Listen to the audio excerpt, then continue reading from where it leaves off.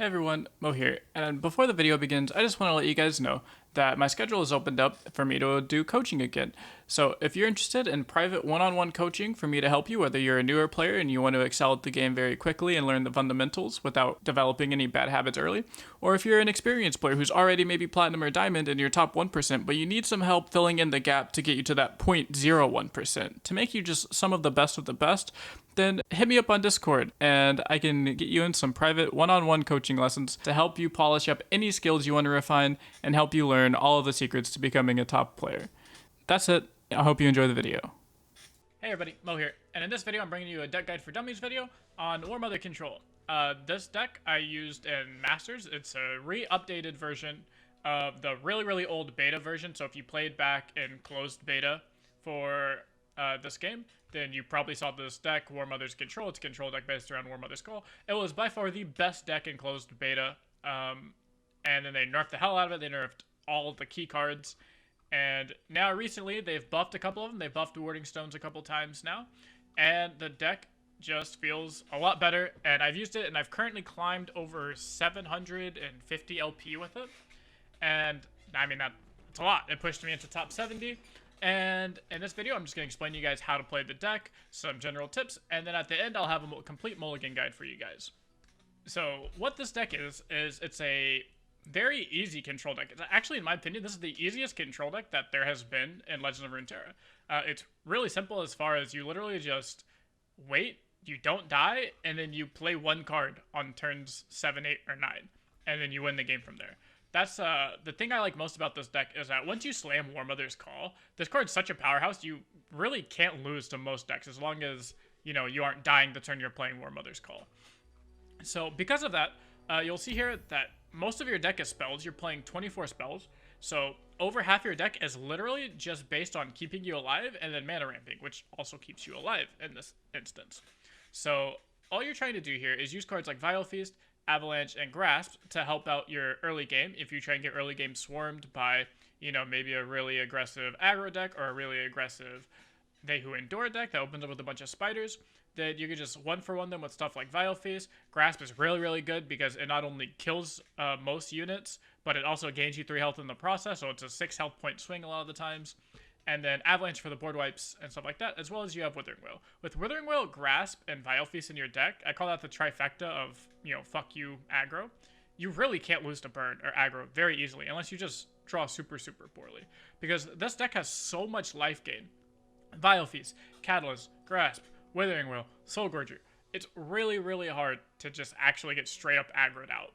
You must have drawn really poorly, or did something really wrong to get aggroed out. The hardest matchup for this deck is actually just mid-range decks that play, you know, big-ass 5/5s and 6/6s, but even then, we have some tricks for those too. So let's go through every card in the deck and then explain to you why they're in here and what purpose they are to fill. So, Vile Feast, really simple. You kill early game units, and it also gives you a blocker, which is good. So let's say it's turn 2, you're playing against a really aggressive deck, they play 2/2/1s. Well, Vile Feast can get you a really nice 2-for-1 because it drains and kills the first 2/1, and then it gives you a 1/1 spider that allows you to block and then kill off the second 2/1, or just, you know, block and save you some health. Warding Stones is really good. They just buffed it up to 4 health again, and this helps you ramp up to get to your Warmother's Call and to get to your other units to help you stabilize, like Tarkaz, which we'll get to in a moment. Then after that, on 4 mana, we have Avalanche, just really solid board wipe. It no longer deals 2 damage to your face, so I just made it really good, because if your opponent goes, hey, I'm gonna slam the board, you know, play 3 units on turn 2, you know, you're just like, okay, well, my turn 3, I'm gonna Avalanche you and kill you. So it's really nice. The way the mana works out is you don't play anything that costs 1 mana here, so you'll always have 1 spell mana to start. You can go turn 2 Vile Feast and still turn 3 Avalanche, which is really nice. So that's a really good way to deal with anything with 3 health, on top of board wiping early if you need to. Then we have, at 5 mana, we have Catalyst of the Aeons. Exceptional card here. The card gets you a mana gen, and it gains you 3 health, which is absolutely insane. It's just 2-for-1. A lot of the things in this deck are just high value for their cost. Like, again, this gets you a mana crystal, so it ramps you up, gets you 1 turn faster to your Warmothers and your late game units, as well as gaining you 3 health to help you stabilize a little bit against mid-range and aggro decks. Grasp of the Undying, again, to kill off You know, look at all of these units right here in front of us. They play a turn 2 Elise, you kill it, gain 3 health. They play a Kalista, kill it, gain 3 health. Play Ashe, kill it, gain 3 health. You know, just a plethora of units it kills. Tarkaz is probably the most underrated card in the game right now. This card is so insane. The number 1 deck being played at the moment is Ashe, Sejuani, mid-range Noxus. And let me just show you this deck real quick. So Ashe, Sejuani, mid-range Noxus. This deck is really good because plays a bunch of cheap 5/5s and cheap good cards. Look at this. They play a 5-mana 5/5. They play a 5-mana 5/4. They play a 4-mana 5/3. You know what all of these don't have in common? They can't deal with a 5-mana 5/8. This Tarkaz easily 2-for-1s every time. Because it has 5 power, it can kill all the 5/5s and the 5/4s. Kill anything with 5 health. And because it has 8 health, it doesn't get traded very easily. Which means you're not just trading a 5/5 for a 5/5, you know, like you would be in the mirror match for Ashe Noxus. This, you're trading your 5/8 to kill 2 5/5s, essentially, or a 5/5 and a 5/4. Really good. The best part is you can actually cheat this guy out on turn 4. A really common curve is to play Warding Stones on turn 3, and that gives you the extra mana to allow you to play your Tarkaz on turn 4. So you're actually playing a 5/8 a turn before your opponent's playing their 5/5. So you have the potential to play turn 4 5/8, turn 5 5/8. So by the time they play their 5/5, you already have 2 big-ass 5/8s on the field that they're not going to know how to deal with. For other 5 mana, we have Withering Wail. This is really good against spiders, just good against aggro decks in general. Usually paired with, you go turn 3 Avalanche, you can turn 4 Withering Wail, and that just kills everything, and it gains you health, so it's on the same plan. Anivia, Soulgorger, Tryndamere, and She Who Wonders, they're your units in this deck. Most of the time, you're not really playing on turn 6, 7, and 8, 9, and 10. You're not wanting to. You don't want to be playing Anivia on turn 6. You don't want to be playing Soulgorger on turn 7. You know, you don't want to be playing Tryndamere on turn 8 and She Who Wonders on turn 10. What you're wanting to do here is to Warmothers on turns 9, 8, and 7. So we're going to skip the units for now, and we're just going to go look at the spells again. So Atrocity is in here for when you need that extra reach against other controlled decks. You only play 1 because it's not really needed. You don't need Atrocity to win. Most of the time, you just win by putting out big-ass units every single turn and then just running your opponent over it. But it is nice in like the deep matchups or in the control matchups where they are finding ways to block you a whole bunch, or the units are just as big, so it makes attacking a little bit harder. You just use Atrocity on something like a She Who Wonders, or something that you buffed up with Tryndamere's Battle Fury, and then boom, you just hit them for 10 or 18 in the face. Vengeance is just really solid kill spell, kills literally anything, so that's why it's in here, to keep you alive. Ruination, really good against cards like the deep deck. Whenever they're trying to flood the board with really big units, you just play 1 Ruination and it completely board wipes them. And then our last star card here is Warmother's Call, the card that the entire deck is named after, built around, based around, everything like that. So Warmother's Call costs 12 mana. The fastest you can put this out with no mana ramp is turn 9. If you can do 1 Catalyst, you can put it out turn 8. Most of the time, I'm able to Warmothers on turn 7. My opponent's turn 7, you'll have 9 mana plus the 3 spell mana, so 12. And the way that works is if you can either cast 2 Catalysts or have a Warding Stones out and a Catalyst, 2 forms of mana ramp, that gives you 2 mana ahead of your opponent. So when it's their turn 7, it's your natural turn 9, and as long as you have 3 spell mana banked up, you can cast a Warmother's Call that early. And turn 7 is really early, guys. I mean, that's before they Riptide Rex you. That's 3 turns before Karma Ezreal pops off.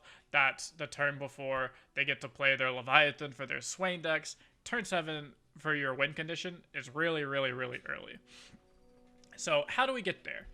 Well, again, you just kill everything.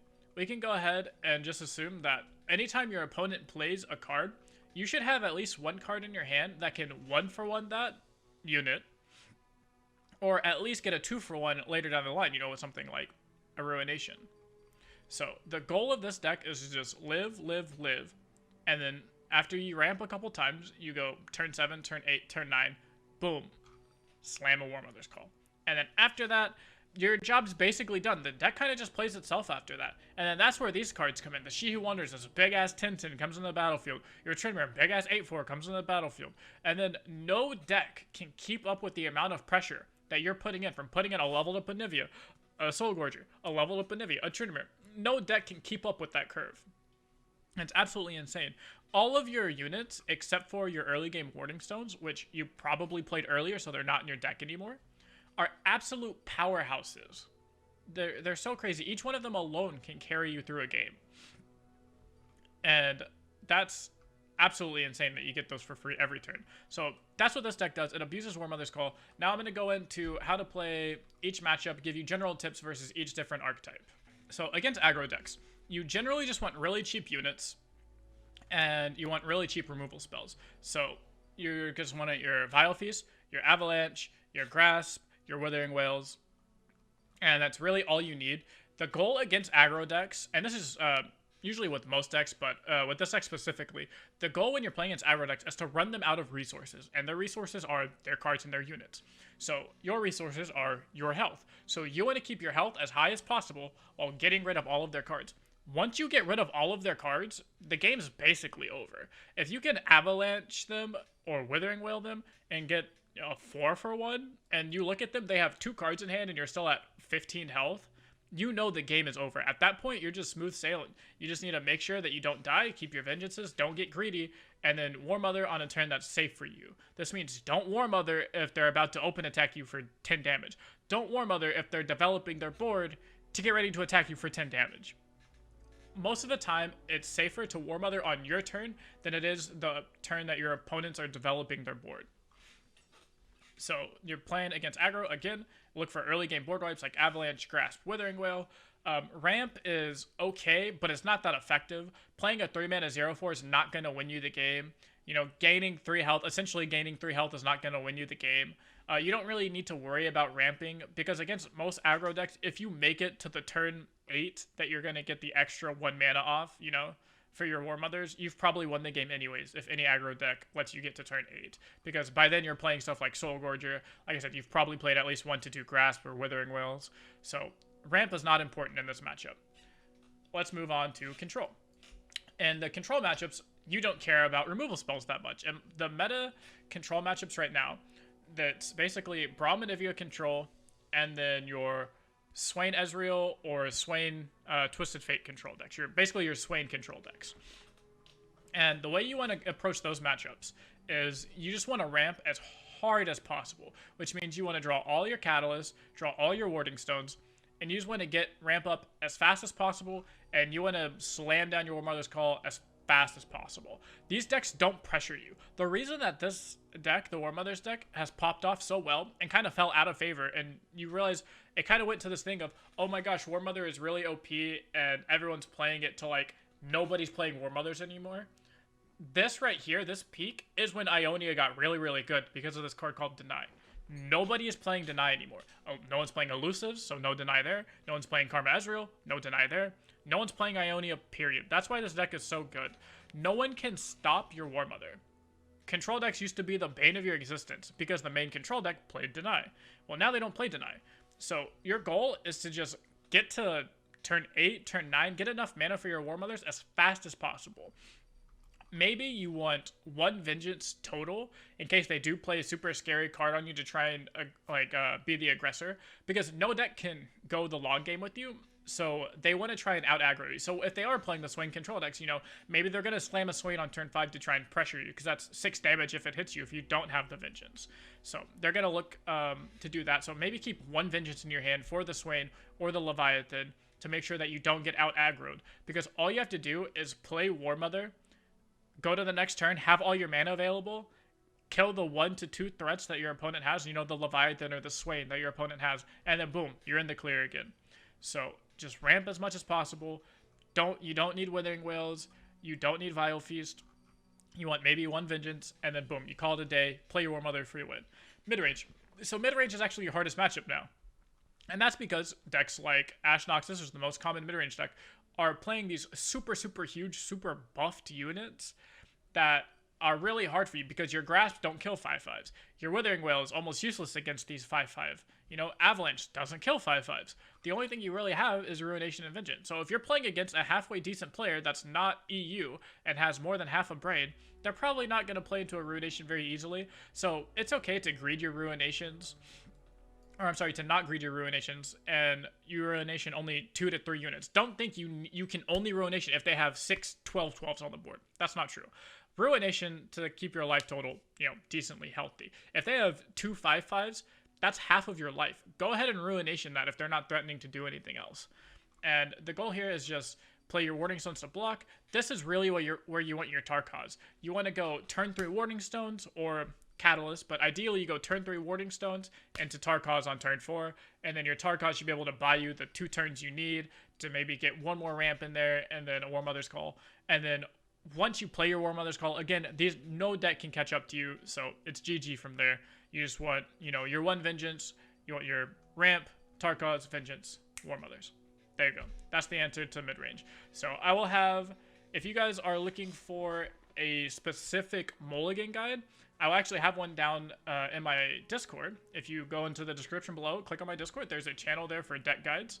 And I will have a complete mulligan matchup for every single S tier deck at the moment. This includes, Draven Aggro, Swain Control, Ash Noxus, and tell you exactly what cards to look for in your opening hand, when to use what cards on, like, for instance, against the threats. So, for instance, if you're playing against the Swain Control decks, when do you want to use your Vengeance? You don't want to use your Vengeance on a shitty 3-2. You want to use your Vengeance on exactly Swain and Leviathan. So if you want a super in-depth matchup guide for every matchup, join the Discord in the description below. So that's going to be it. I hope you guys enjoyed it. Make sure to go and follow me on Twitch. I stream on there Monday through Friday at noon Central. Subscribe here on YouTube. I post videos here Monday through Friday. And join the Discord so you guys don't miss notifications on anything.